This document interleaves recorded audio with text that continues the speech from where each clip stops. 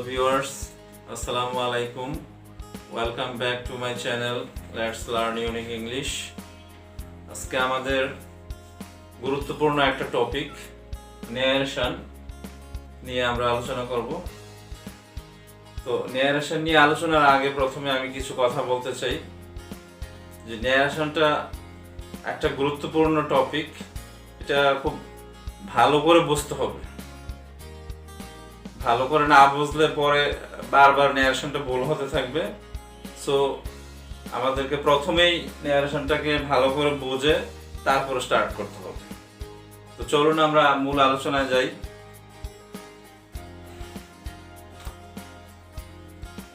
এখানে আমাদের একটা ডাইরেক্ট ন্যারেশনের এক্সাম্পল দেওয়া আছে। They said to the girl, have you seen us above? এই ডাইরেক্ট ন্যারেশনের অনেকগুলি পার্ট আছে। এই পার্টগুলি আমাদেরকে খুব ভালো করে চিনতে হবে। আমি এখানে প্রত্যেকটা পার্ট লিখে দিয়েছি, তো এগুলো নিয়ে এখন আমরা ডিসকাস করব। প্রথমে এক নম্বরে আছে parts of reporting verb.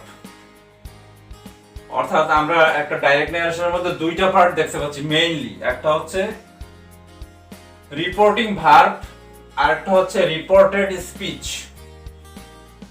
Parts of reporting ভার্বের মধ্যে কি আছে এখানে? They said to the girl. এই যে এখানে আমি লিখে দিয়েছি they said to the girl. এটা হচ্ছে পার্টস অফ রিপোর্টিং ভার্ব। এটাকে রিপোর্টিং ভার্বের পার্টস বলা হয় কেন? এখানে একটা গুরুত্বপূর্ণ ভার্ব রয়েছে যেটার মাধ্যমে ন্যারেশনটা আমরা শুরু করি। তো এই জন্য এটাকে বলা হয়েছে পার্টস অফ রিপোর্টিং ভার্ব। আর এইটার মধ্যেই রয়েছে রিপোর্টিং ভার্বটা, যেটা নিয়ে আমরা ন্যারেশনের মূল আলোচনা। সেইড রিপোর্টিং ভার্ব হচ্ছে আমাদের এখানে সেইড। আর এই অংশটাকে আমরা বলতে পারি parts of reported speech. Reported স্পিচের মধ্যে কি আছে? Have you seen us above. আর আরেকটা জিনিস, রিপোর্টেড স্পিচের মধ্যে ইনভার্টেড কমা রয়েছে। ইনভার্টেড কমা, এটাকে আমরা ইনভার্টেড কমা বলে থাকি। এই হচ্ছে চারটা পার্ট চলে গেল। এখন আমরা তাহলে আমরা এই যে রিপোর্টিং ভার্বের মধ্যে আবার তিনটা পার্ট রয়েছে, সাবজেক্ট, অবজেক্ট এবং টেন্স।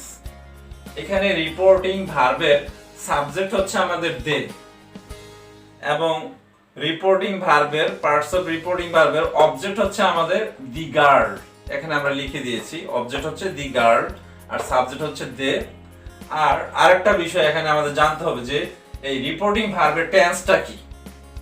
এই টেন্সটা আমাদের না জানলে সমস্যা আছে, এই টেন্সটা আমাদের জানতে হবে। সো আমরা দেখতে পাচ্ছি যে রিপোর্টিং ভার্বের টেন্সটা হচ্ছে পাস্ট টেন্স। আচ্ছা, তাহলে পার্টস অফ রিপোর্টিং ভার্বের যেই জিনিসগুলো আছে সেগুলি শেষ হয়ে গেল। দেন আমরা চলে যাই parts of reported speech. Parts of reported স্পিচে চারটা জিনিস আমাদেরকে খেয়াল রাখতে হবে। কি কি আছে চারটা জিনিস আমরা দেখি। পার্সন, এখানে আমরা পার্সনে দেখতে পাচ্ছি ইউ আস। এই যে এখানে ইউ এবং এখানে আস, এই দুইটা পার্সন আমাদের চেঞ্জ করতে হবে, যার জন্য আমাদেরকে পার্সনগুলি চিনতে হবে। পার্সন না চিনলে আমরা কিন্তু ন্যারেশন ভুল করে ফেলব। দেন পার্সনের পরে আসে সেন্টেন্স। আমাদেরকে জানতে হবে যে ইনভার্টেড কমার ভিতরে রিপোর্টেড স্পিচের মধ্যে যে সেন্টেন্সটা আছে সেটা কোন ধরনের সেন্টেন্স, এটাকে অ্যাসার্টিভ না ইন্টারোগেটিভ নাকি অন্য কিছু, সেটা আমাদের জানতে হবে। কারণ সেন্টেন্সের উপরেই ন্যারেশনটা অনেকটা ডিপেন্ড করে। তো আমরা দেখতে পাচ্ছি যে এখানে সেন্টেন্স হচ্ছে interrogative. Have you seen us above, sentence হচ্ছে ইন্টারোগেটিভ। দেন আমাদের আরো একটা জিনিস চিনতে হবে, সেটা হলো টেন্স। ইনভার্টেড কমার ভিতরে যে রিপোর্টেড স্পিচ আছে সেটা কোন টেন্সের মধ্যে আছে সেটাও আমাদের জানতে হবে। তো সেই দিক থেকে আমরা দেখতে পাচ্ছি যে হ্যাভ ইউ সিন আস এবো, এটা হচ্ছে প্রেজেন্ট পারফেক্ট টেন্স। দেন লাস্ট হচ্ছে স্পেশাল ওয়ার্ড। ইনভার্টেড কমার ভিতরে অনেক সময় স্পেশাল ওয়ার্ড থাকবে, সেটা আমাদেরকে চিনতে হবে। তো এখানে স্পেশাল ওয়ার্ড হিসাবে আমরা দেখতে পাচ্ছি এগো আছে। সো এখানে আমরা স্পেশাল ওয়ার্ড হিসাবে এগো লিখেছি। তো এটাই হচ্ছে মোটামুটি ডাইরেক্ট ন্যারেশনের একটা পরিচিতি। ডাইরেক্ট ন্যারেশনটাকে খুব ভালো করে পার্ট টু পার্ট আমরা এখানে বিশ্লেষণ করেছি, এবং এই বিশ্লেষণের মাধ্যমে আমরা ডাইরেক্ট ন্যারেশনটাকে খুব ভালো করে চিনতে পারলাম। দেন আমরা আমাদের পরবর্তী স্টেপে যাব। স্টেপ 1 শেষ হয়ে গেল। হ্যালো ভিউয়ার্স, এখন আমরা স্টেপ 2 তে চলে আসছি। এখন স্টেপ 2 তে আমাদের একটা এক্সাম্পল দিয়ে আমরা ন্যারেশনের A to Z full complete করে ফেলব।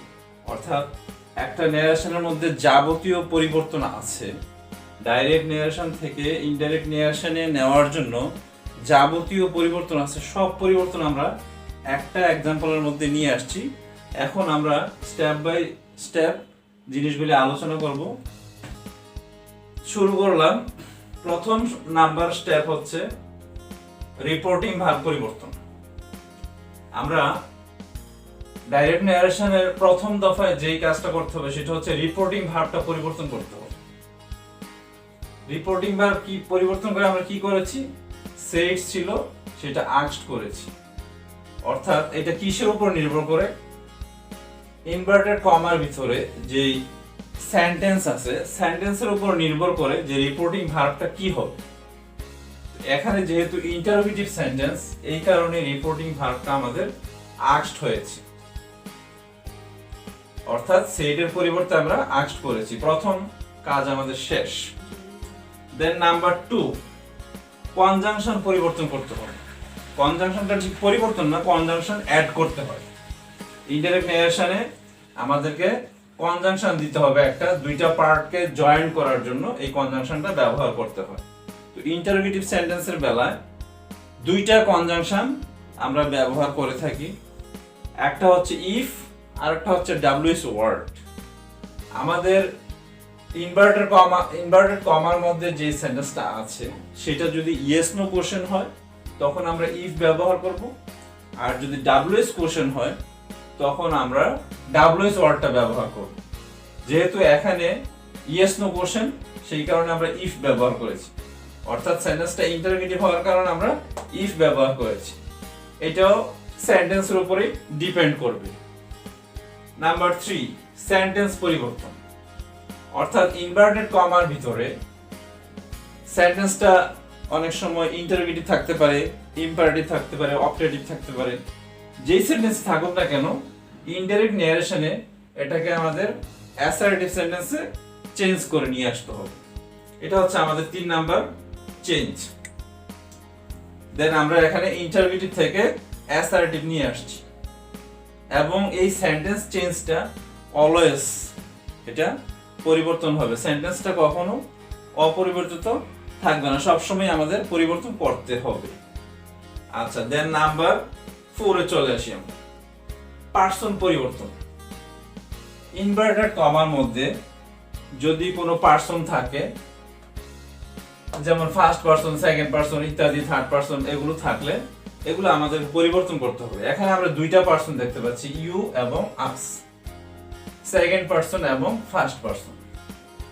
তো এই ইউটা পরিবর্তন হয়ে শি হয়ে গেছে। এখানে এই যে ইউটা পরিবর্তন হয়ে শি হয়ে গেছে, আর আসটা পরিবর্তন হয়ে দ্যাম হয়ে গেছে। কিভাবে হলো? ইউটা পরিবর্তন হয়ে শি হয়েছে, আস পরিবর্তন হয়ে দ্যাম হয়েছে।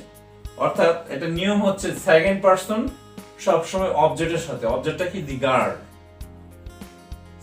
অবজেক্টটা দি গার্ড, দি গার্ডের সাথে পরিবর্তন হয়ে এটা কি হয়ে যাবে? যেহেতু দি গার্ড থার্ড পার্সন, তাহলে ইউটা পরিবর্তন হয়ে থার্ড পার্সন হয়ে যাবে। অর্থাৎ দি গার্ডের পরিবর্তে আমরা শি লিখতে পারি। এবং এখানে আসটা হচ্ছে ফার্স্ট পার্সন, এটা পরিবর্তন হবে সাবজেক্টের সাথে। তো সাবজেক্ট হচ্ছে থার্ড পার্সন, সো আসটাও থার্ড পার্সন হয়ে যাবে। যেহেতু দেটা হচ্ছে প্লুরাল, অতএব এটাও প্লুরাল হয়ে যাবে। অর্থাৎ দের প্লুরাল হচ্ছে দেন। তাহলে আমাদের পার্সন পরিবর্তনটাও চলে গেল। পার্সন পরিবর্তনের নিয়মটা আমি আরেকবার বলছি। ফার্স্ট পার্সন অলওয়েজ সাবজেক্টকে ফলো করে পরিবর্তন হবে, সেকেন্ড পার্সন অবজেক্টকে ফলো করবে, এবং থার্ড পার্সনের কোনো পরিবর্তন হবে না। অর্থাৎ থার্ড পার্সনই থেকে যাবে। দেন নাম্বার 5, নাম্বার জেন্ডার পরিবর্তন। অর্থাৎ আমরা যে পার্সনটা পরিবর্তন করব সেটা নাম্বার জেন্ডারটাও ঠিক রাখতে হবে। অর্থাৎ আমরা যেমন এখানে দিয়েছি জেন্ডার পরিবর্তন, দি গার্লকে আমরা শি করেছি ওইখানে, আর দেকে আমরা দেম করেছি, অর্থাৎ নাম্বার পরিবর্তন করেছি। যদি নাম্বার পরিবর্তন করার প্রয়োজন হয় তাহলে করবো আমরা এটা সব সময় করা লাগে না। যেমন সিঙ্গুলার থাকলে সিঙ্গুলারই থাকে, আর প্লুরাল হলে সেটাকে প্লুরাল করতে হবে। আচ্ছা, দেন নাম্বার 6 টেন্স পরিবর্তন। অর্থাৎ আমাদের এখানে ইনভার্টেড কমার মধ্যে যে টেন্সটা আছে, যেমন এখানে রয়েছে প্রেজেন্ট পারফেক্ট টেন্স, তো আমরা প্রেজেন্ট পারফেক্ট থেকে পাস্ট পারফেক্টে নিয়ে আসছি। তাহলে টেন্স পরিবর্তনে আমরা কি পেলাম? প্রেজেন্ট পারফেক্ট থেকে আমরা পাস্ট পারফেক্টে চলে গেলাম। তাহলে টেন্স পরিবর্তনের ব্যাপারটাও আমাদের ক্লিয়ার হয়ে গেল। আর টেন্স পরিবর্তনে আরেকটা বিষয় আছে যে আমরা কিন্তু টেন্স পরিবর্তনটা সব সময় করব না। টেন্স পরিবর্তনটা কখন হবে? যদি রিপোর্টিং ভার্ব পাস্ট টেন্স থাকে তখনই কেবল টেন্সের পরিবর্তনটা আসবে। আর যদি রিপোর্টিং ভার্ব প্রেজেন্ট টেন্স অথবা ফিউচার টেন্স থাকে সেই ক্ষেত্রে কিন্তু টেন্সের পরিবর্তনটা হচ্ছে না। তো পাস্ট টেন্সের বেলাও একটা ব্যাপার আছে যে যদি রিপোর্টিং ভার্ব পাস্ট টেন্স থাকে সেই ক্ষেত্রেও অনেক সময় টেন্স পরিবর্তনটা হয় না। সেটা হচ্ছে যদি ইনভার্টেড কমার ভিতরে রিপোর্টেড স্পিচটা চিরন্তন সত্য অথবা অভ্যাসগত কোনো কাজ বোঝায়, তখন সেই ক্ষেত্রে পাস্ট টেন্স হলেও রিপোর্টিং ভার্ব পাস্ট টেন্স হলেও টেন্স পরিবর্তন করতে হয় না। আচ্ছা, দেন লাস্ট হচ্ছে স্পেশাল ওয়ার্ড পরিবর্তন। Number 7 special word. Special word পরিবর্তন, যদি ইনভার্টেড কমার ভিতরে কোনো স্পেশাল ওয়ার্ড থাকে তাহলে সেই স্পেশাল ওয়ার্ডটা পরিবর্তন হয়। যেমন এখানে স্পেশাল ওয়ার্ড এগু, সেটা পরিবর্তন হয় বিফোর হয়ে গেছে। স্পেশাল ওয়ার্ডের একটা লিস্ট আছে যে এইগুলো আমরা বইয়ের মধ্যে সচরাচর পেয়ে থাকবো, সেখানে দেখে নিলেই হয়ে যাবে যে কোন ওয়ার্ড থাকলে কোন ওয়ার্ডে চেঞ্জ হয়ে আসবে। তো এখানে আমরা এগু থেকে বিফোর নিয়ে আসলাম। যদি স্পেশাল ওয়ার্ড থাকে তখন পরিবর্তন হবে, আদারওয়াইজ পরিবর্তন হবে না।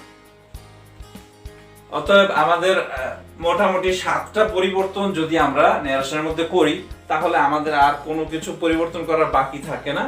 আপনারা সবাই এভাবে সহজে ন্যারেশনটা পরিবর্তন করতে পারবেন। অতএব আমাদের আজকের স্টেপ 2 এখানেই শেষ। পরবর্তী ভিডিওতে আমরা স্টেপ 3, 4 টেন্সের ব্যাপার, টেন্সের বিশাল একটা পরিবর্তনের ব্যাপার আছে, তারপরে কনজাংশনের পরিবর্তন, বিভিন্ন সেন্টেন্সের উপরে পরিবর্তন, এগুলি আমরা পরবর্তী ভিডিওতে আলোচনা করব।